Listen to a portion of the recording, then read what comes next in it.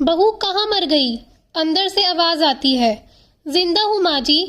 तो फिर आज मेरी चाय क्यों अभी तक नहीं आई? कब से पूजा करके बैठी हूँ, ला रही हूँ माँ जी। बहू चाय के साथ भजिया भी ले आई। सास ने कहा, तेल का खिलाकर क्या मारोगी? बहू ने कहा, ठीक है माँ जी, मैं वापस ले जाती हूँ।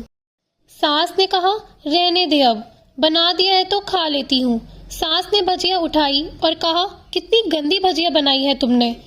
बहू कहती है, माँ जी मुझे कपड़े धोने हैं, मैं जाती हूँ।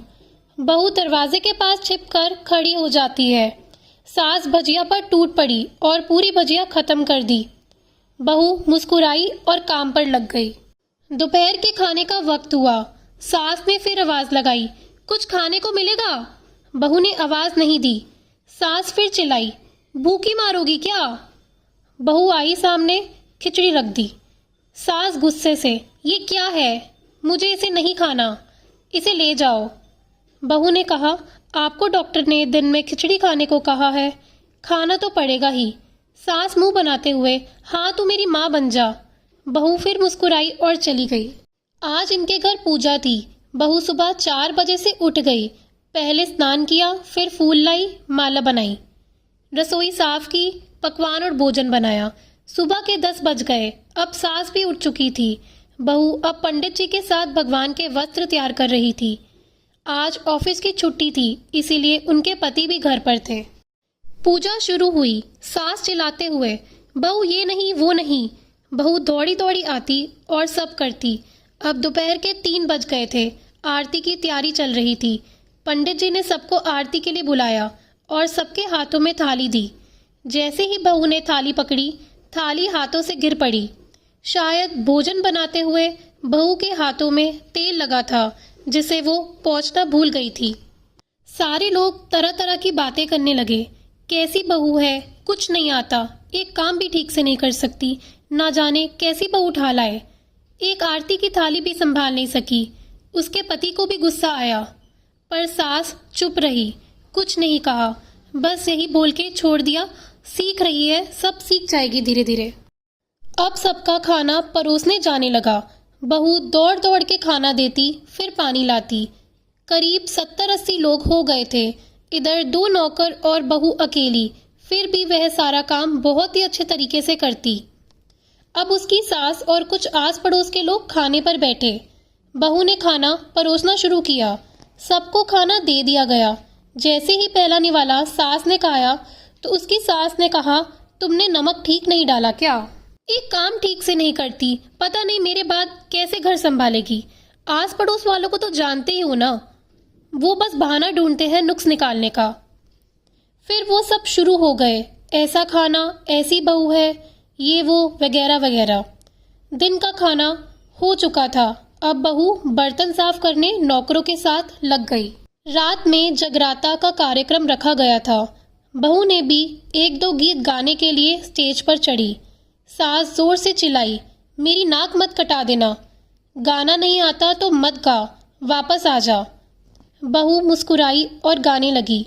सबने उसके गाने की तारीफ की, पर सास मुंह फुलाते हुए बोली, इससे अच्छा तो मैं गाती थी जवानी में, तुझे तो कुछ भी नहीं आता। बहू मुस्कुराई और चली गई। अब रात का खाना खिलाया जा रहा था। उसके पति के ऑफिस के दोस्त साइड में ही ड्रिंक करने लगे। उसका पति चिल्लाता, थोड़ा बर्फ लाओ, तो सास चिल्लाती, यहाँ दाल नहीं है। फिर चिल्लाता, कोल्ड ड्रिंक नहीं है, पापड़ ले आओ। इधर उधर आखिरी में उसके पति की शराब गिर पड़ी उसके एक दोस्त पर और बोतल टूट गई। पति गुस्से में 2 झापड़ अपनी पत्नी को लगाते हुए कहता है, जाहिल कहीं की, देख कर नहीं कर सकती, तुझे इतना भी काम नहीं आता। सारे लोग देखने लगे। उसकी पत्नी रोते हुए कमरे की तरफ दौड़ी। फिर उसके दोस्तों ने कहा, क्या यार, पूरा मूड खराब कर दिया, यहाँ नहीं बुलाया होता, हम कहीं और पार्टी कर लेते, कैसी अनपढ़ बीवी ला रखी है तूने। उसे तो मेहमानों की इज्जत और काम करना तक नहीं आता, तुमने तो हमारी बेइज्जती करा दी। अब आस पड़ोस की औरतों को और बहाना मिल गया था। वो लोग कहने लगे, देखो क्या कर दिया तुम्हारी बहू ने, कोई काम की नहीं है। मैं तो कहती हूँ अपने बेटे की दूसरी शादी करा दो, छुटकारा पाओ इस गवार से। सास उठी और अपने बेटे के पास जाकर उसे थप्पड़ मारा और कहा, अरे नलायक, तुमने मेरी बहू को मारा, तेरी हिम्मत कैसी हुई? तेरी टांग तोड़ दूंगी। उसके बेटे के दोस्त कुछ कहने ही वाले थे। उसकी माँ ने घूरते हुए कहा, चुप, बिल्कुल चुप। यहाँ दारू पीने आए हो, जबकि पता है आज पूजा है और तुम्हें पार्टी करनी है। कैसे संस्कार दिए हैं तुम्हारे माता पिता ने? और किसने मेरी बहू को जाहिल बोला? जरा इधर आओ, चप्पल से मारूंगी अगर मेरी बहू को किसी ने एक शब्द भी कहा तो। अरे पापी, तूने उस लड़की को बस इसीलिए मारा कि तेरी शराब की बोतल टूट गई? पापी, वो बच्ची सुबह 4 बजे से उठी है, घर का सारा काम कर रही है, ना सुबह से नाश्ता किया ना दिन का खाना खाया, फिर भी हंसते हुए सबकी बातें सुनती जा रही है। जूते से मारूंगी तेरे दोस्तों को जो कभी उन्होंने ऐसा कहा। उसके यार दोस्त चुपके से खिसक लिए। अब सास बहू के कमरे में गई और बहू का हाथ पकड़कर बाहर लाई। सबके सामने कहने लगी, किसने कहा था अपनी बहू को घर से निकालकर दूसरी बहू ले आना? जरा सामने आओ। कोई सामने नहीं आया। फिर सास ने कहा, तुम जानते भी क्या हो इस लड़की के बारे में? ये मेरी माँ भी है, बेटी भी। माँ इसीलिए मुझे गलत काम करने पर डांटती है और बेटी इसीलिए कभी कभी मेरे दिल की भावनाएं समझ जाती है। मेरी दिन रात सेवा करती है, मेरे 1000 ताने सुनती है, पर एक शब्द भी गलत नहीं कहती, ना सामने ना पीठ पीछे। और तुम कहते हो दूसरी बहू ले आओ। याद है ना छुटकी की दादी, अपनी बहू की करतूत? सास ने गुस्से से पड़ोस की महिला को कहा, अभी पिछले हफ्ते ही तुम्हें मियाँ बीवी भूखे छोड़ घूमने चले गए थे। मेरी इसी बहू ने 7 दिनों तक तुम्हारे घर पर खाना पीना, यहाँ तक कि तुम्हारे पैर दबाने जाती थी, और तुम इसे जाहिल बोलती हो?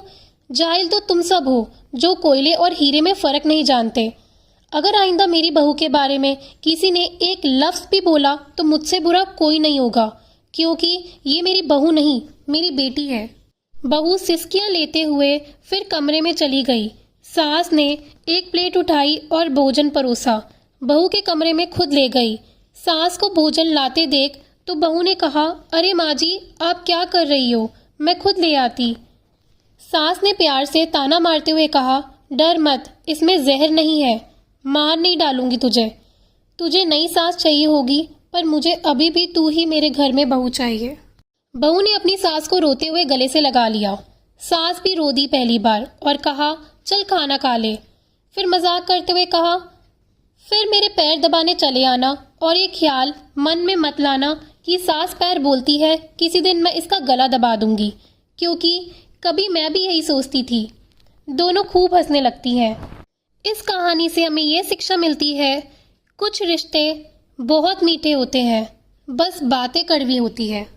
दोस्तों, अगर आपको ये कहानी पसंद आई हो तो लाइक करना, और आगे और ऐसी कहानियाँ सुनने के लिए बेल आइकन प्रेस करके चैनल को सब्सक्राइब करना। धन्यवाद।